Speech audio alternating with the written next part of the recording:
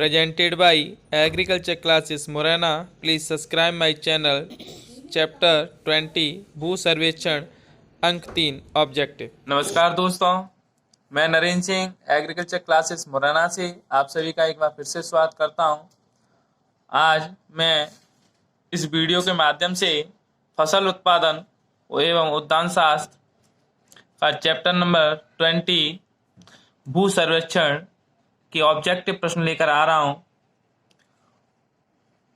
इस वीडियो के तहत जो प्रश्न मैं आपको बताने जा रहा हूं उनमें से ही आपके 3 नंबर के ऑब्जेक्टिव प्रश्न आपको मिल जाएंगे।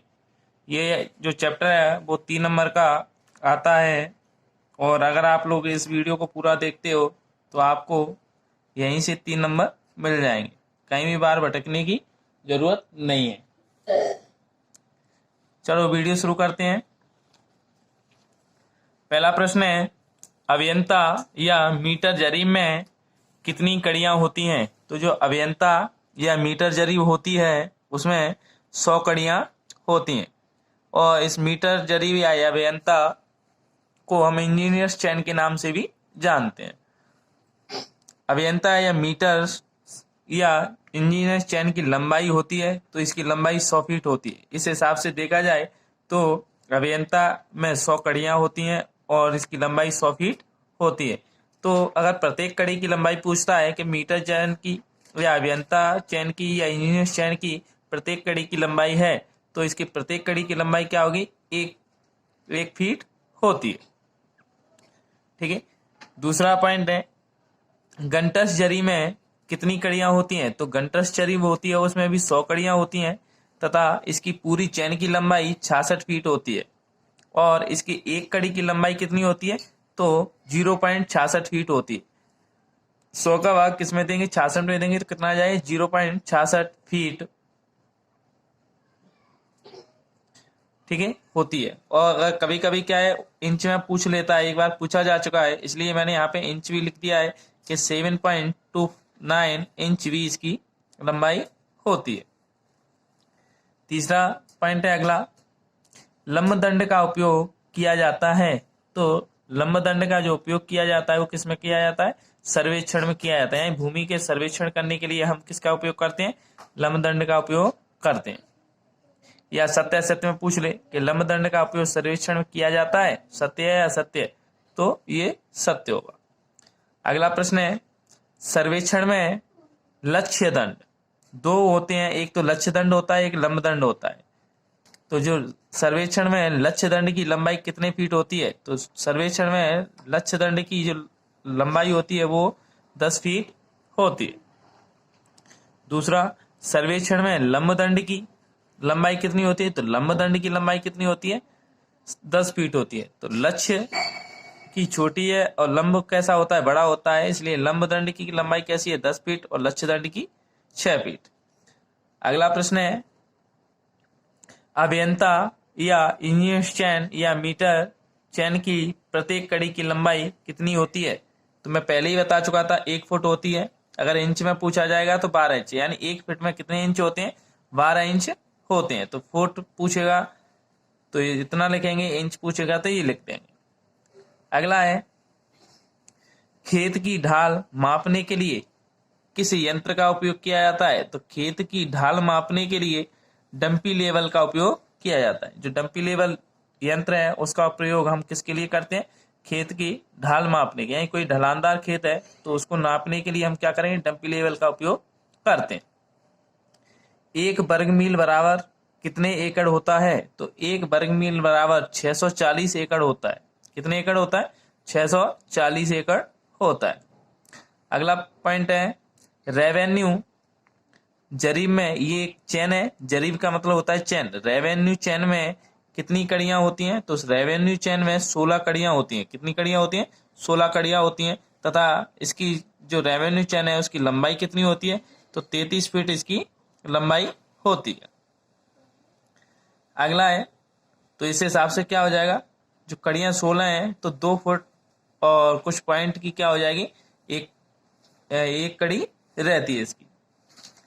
अगला प्रश्न है, दिक सूचक सुई दिशा दिखाती है, यानी जो दिक सूचक क्या है? एक प्रकार का दिक माने दिशा और सूचक। दिशा को सूचना देने वाली सुई जो होती है वो कौन सी तरफ की दिशा दिखाती है, तो वो हमेशा हमें उत्तर दक्षिण की दिशा दिखाती है, क्योंकि उसमें क्या लगा रहता है, मैग्नेट लगी रहती है, और मैग्नेट जो हमेशा ठहरती है वो उत्तर दक्षिण दिशा में ही ठहरती है।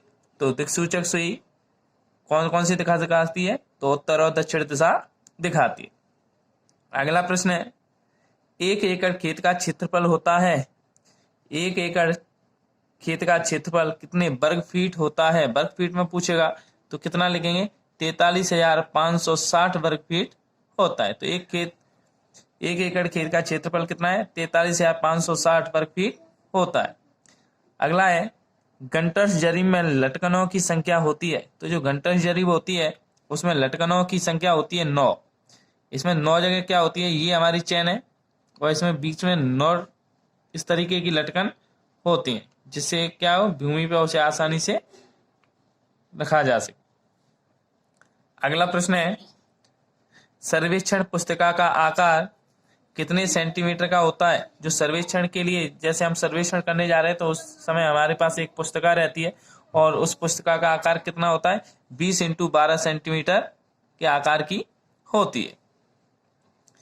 अगला है, लेवलिंग हेड और दूरबीन डंपी लेवल के भाग हैं। प्रश्न पूछा जाता है, लेवलिंग हेड किसका भाग है या दूरबीन किसका भाग है, तो ये दोनों चीजें किस में पाई जाती हैं, डंपी लेवल में पाई जाती हैं। तो लेवलिंग हेड और दूरबीन डंपी लेवल के भाग है। सत्य सत्य पूछ ले कि लेवलिंग हेड और दूरबीन किसके भाग हैं, तो ये कैसे में आ जाएगा, खालिस्तान या ऑब्जेक्टिव उस जगह आ जाएगा। अगर आप एक साइड में जो जोड़ी आती है उसमें दे दे, एक साइड में लेवलिंग हेड और दूसरी साइड में डंपी लेवल, तो हमें क्या करना है, इन दोनों को मिला देना है। ठीक है, इस तरीके से प्रश्न बन सकते हैं।